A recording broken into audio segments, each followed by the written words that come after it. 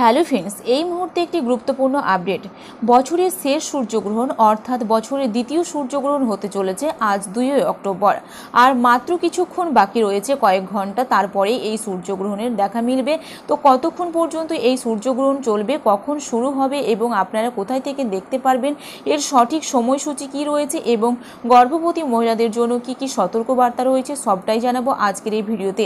ভিডিওটি যদি ভালো লেগে থাকে তো অবশ্যই একটি লাইক করবেন, বন্ধুদের সঙ্গে শেয়ার করবেন এবং চ্যানেলে নতুন দর্শক হয়ে থাকলে অবশ্যই চ্যানেলটি সাবস্ক্রাইব করে পাশে থাকা অল নোটিফিকেশন অন করে রাখবেন। 2024 সালের শেষ সূর্যগ্রহণের আর মাত্র কয়েক ঘন্টা বাকি। এই বছর প্রথম সূর্যগ্রহণ হয়েছিল 8ই এপ্রিল। এটি ছিল সম্পূর্ণ সূর্যগ্রহণ, যা ভারত থেকে দেখা যায়নি। এখন এই বছরের দ্বিতীয় সূর্যগ্রহণ অর্থাৎ শেষ সূর্যগ্রহণ আজ 2 অক্টোবর অর্থাৎ মহালয়ার দিন হতে চলেছে।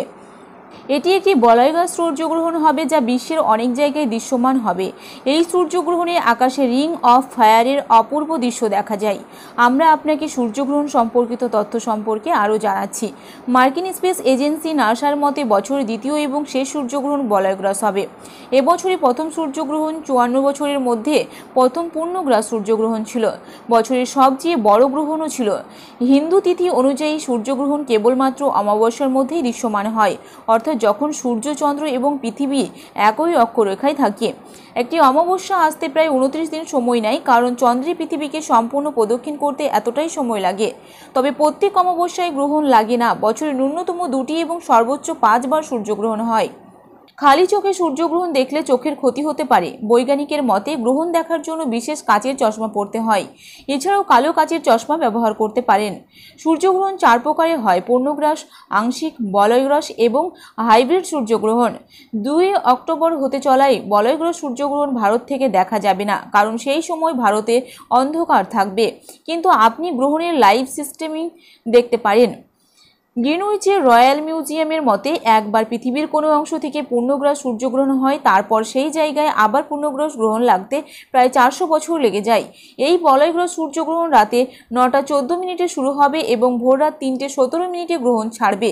গ্রহণের সময়কাল প্রায় 6.3 হবে, অর্থাৎ 6 ঘন্টা 3 মিনিট। ভারতের শেষবার সূর্যগ্রহণ দৃশ্যমান হয়েছিল 26শে ডিসেম্বর 2029 সালে। সেটাও বলয়গ্রাস ছিল।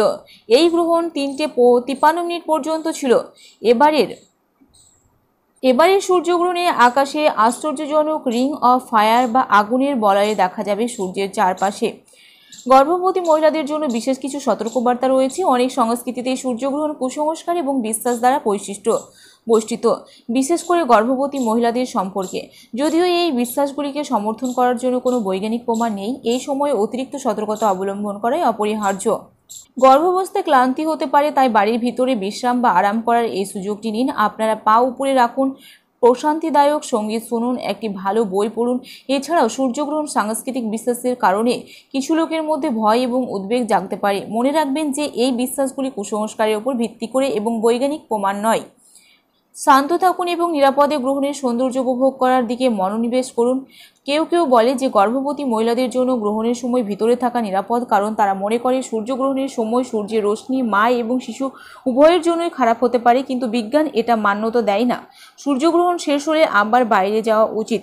কিছু জায়গায় গর্ভবতী মহিলাদের গ্রহণের সময় ধারালো জিনিস ব্যবহার না করার জন্য বলা হয়, কারণ তারা উদ্বিগ্ন যে এটি শিশুর শারীরিক সমস্যা হতে পারে। এটি সত্য বলে কোনো প্রমাণ নেই, তবে আপনি যদি এটি বিশ্বাস করেন তবে পরামর্শটি অনুসরণ করাই ভালো।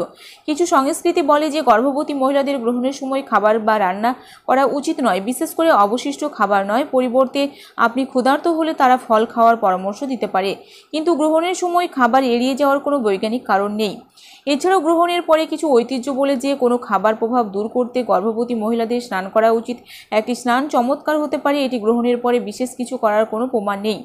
কিছু জায়গায় গর্ভবতী মহিলাদের গ্রহণের সময় ধারালো জিনিস ব্যবহার না করাই ভালো। এছাড়া